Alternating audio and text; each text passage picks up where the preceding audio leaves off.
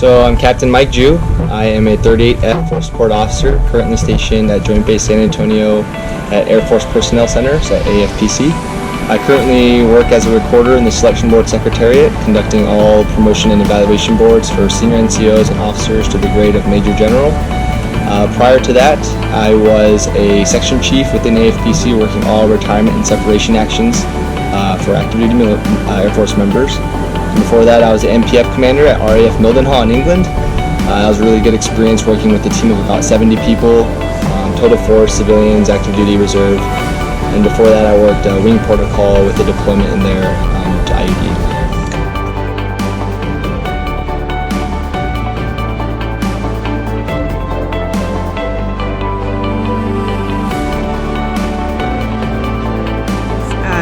So you picked a leadership situation. If you'll just tell us about it, and we'll break things down from there.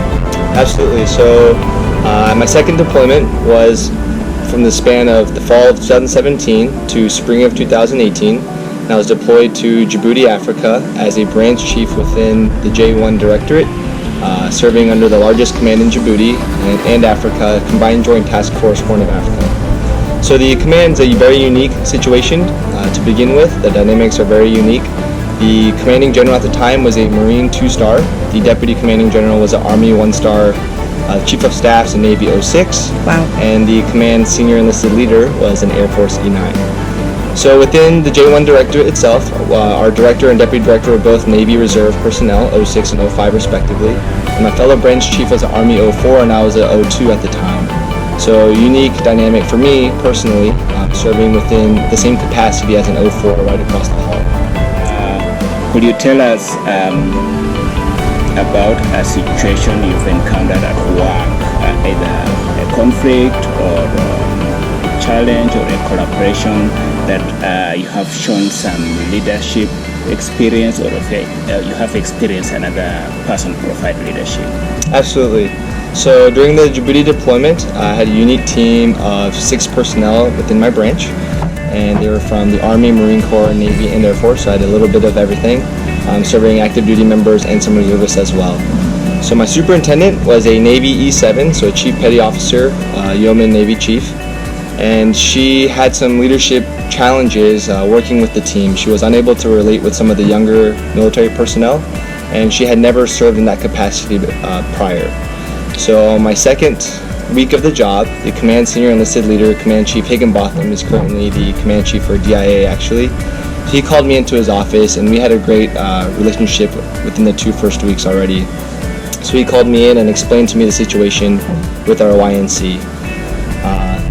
And he, after discussing with me, he gave me a 24-hour period to decide if we want to send this Navy chief home 10 months early from her deployment. So the Navy mobilizes for 12-month periods, and he was willing to send her home if she was creating a toxic environment within the directorate.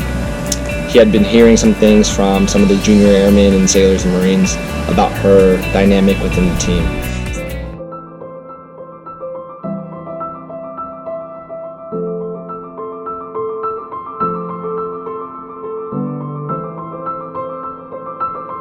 Can you tell us how you handled this situation using like your interpersonal skills, or how you developed into creating a resolution for this situation to provide a better environment?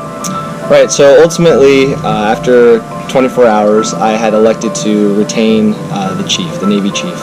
So I believe that with her optimistic perspective, that she was not a lost cause. And it was an issue or a decision that weighed heavily on me because I was always afraid that I'd failed the junior enlisted members within the directorate. But I was able to lead down to them and educate them on the decision that I had made. They weren't really aware of that. They weren't aware of the decision necessarily that I had made to keep her there, but they definitely noticed a dynamic shift in how we treated them and how we educated and trained them in their jobs and responsibilities. I also had to lead down to her personally, and with her I was very direct. So I told her that this decision was made by multiple people, and that she was being given a second chance and second opportunity to really prove herself to the team. And ultimately she shaped up and did a lot better job. Throughout the whole situation, I was leading up to both my J1 director and deputy director. At first they were kind of upset that the C-cell didn't go to them, and I can see why. However, being a fellow Air Force airman, and thinking that I had a better gauge on the situation, he came to me directly, and hopefully he didn't regret that decision. But I had to lead up to both the C-cell directly, and I think even weekly feedback reports on the environment and culture of the J1 Directorate, as well as report to my J1 Director, the 06 and the 05 Deputy Director, on the ongoing process and progress with the Navy Chief.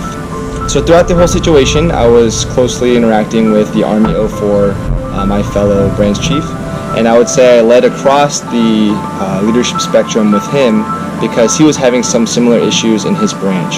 And ultimately, he also elected to keep one of the two problem children that he had behind, and the same strategy kind of worked for that individual, unfortunately.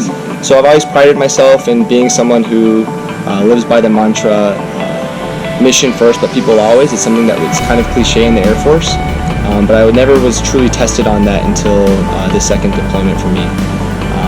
And ultimately, I'd like to, after the whole situation, I was able to reflect and go back home and be proud of how I acted in that situation. And although at first the mission may have suffered a bit, I was willing to do what I needed to do, whether it was personally pull long hours or rely on the assistance of some peers to make sure the work got done. So the mission never degraded.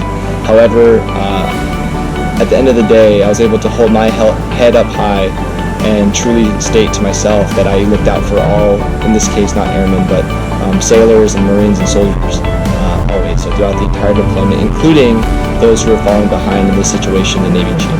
I think something I want to hit back on is how key emotional intelligence and EQ was working in this situation, because clearly you're working, like having to tell someone that they're failing when they might not necessarily even know that they're failing that severely is can be incredibly difficult. So how did you use EQ to a capacity where you were able to control the situation and minimize emotions as much as possible? I would state that I kept the situation as objective as possible. So I took initiative to get to know the Navy Chief and her background and really compliment her on those strengths that she had, because she did have some strengths. Like I mentioned earlier, she was very competent in her personal work. And I made it okay, made sure that she realized it was okay that she didn't have experience in some of these other realms of leadership, because she may not have had the opportunity to lead in that way to that point. So I kept it very objective, which I think helped her, and I was very honest with her throughout the whole process. I let her know where I thought of her and where others thought of her as well, so she had a very real sight picture of where she stood. So some really honest feedback, which can be key, not being too critical, but being constructive enough to be honest so that she knows her starting point. Right. Yeah, awesome.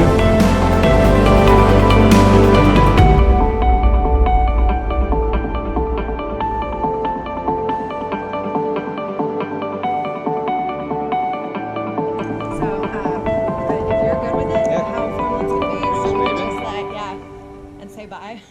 Bye. Bye.